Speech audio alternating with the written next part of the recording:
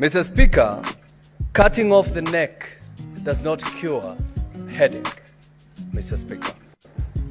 Mr. Speaker, it is one thing to condemn a healthy person and another to condemn someone who is sick or bedridden.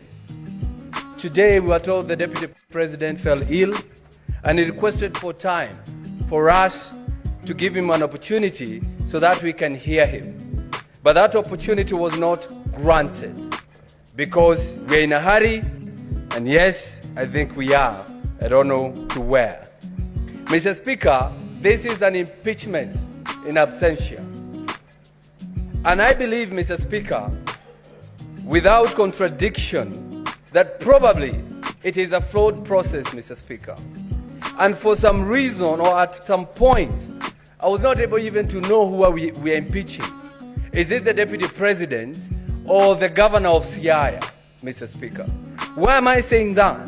Because our standing orders, Standing Order 81 and Standing Order 80, says when a governor should appear before us. And we saw a governor standing there, Mr. Speaker. So sometimes I was asking myself, maybe the governor impeached himself by just appearing to us, Mr. Speaker. And I want to tell you, Mr. Speaker, when you listen to Mr. Mutuse, the main witness, when we ask him questions, he was saying this is just a prima facie. I'm not a lawyer. I Googled, and it says, prima facie says on first sight. So we are impeaching the Deputy President on allegation of at first sight. Mr. Speaker, we don't even love at first sight nowadays. But we have made the process of impeaching a Deputy President so easy than kicking out a nagging boyfriend or a nagging girlfriend. So I stand here from Kiambu saying that, Mr. Speaker, I'm not going to impeach the Deputy President because listening to the accusation here, they are not enough. They do not meet the threshold of removing somebody from the office. You ask Mutuse here, you heard it.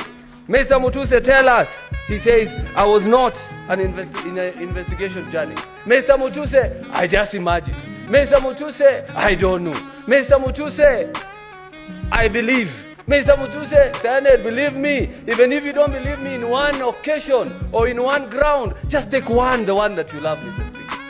Mr. Speaker, it's sad that my brother, a person from my area or my region, the Deputy President of this country is being impeached. And I want to talk to the majority leader, a person I really respect, and also the Senator for Bomet, Mr. Sigei. When we help to save a brother, remember us when we ask you to save our brother, Mr. Speaker.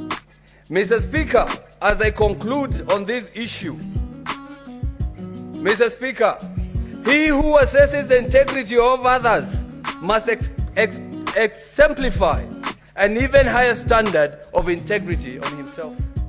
I want to ask you members, please, as I go down to write your names or the sins on the ground, and I'm not calling myself Jesus, ask yourself, would you be the first one to throw the stone on the Deputy President?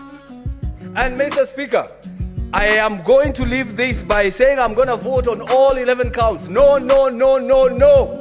I'm going to vote no. And I'm going to leave you with one quote I've read from a member of parliament from Gatondo North, who has said, Mr. Speaker, and I read, the dog is not sick, it's just afraid, facing its last 2 hours of power forever, Mr. Speaker. Those are the MPs who kicked out the Deputy President. They are now calling him a dog. Maybe even this motion, Mr. Speaker, was brought by some people who are suffering from mental issues, Mr. Speaker. I'm going to say that because how do you call a Deputy President is a dog and he's not sick and he's only waiting to get out of power for 2 hours? I ask you, brothers, please,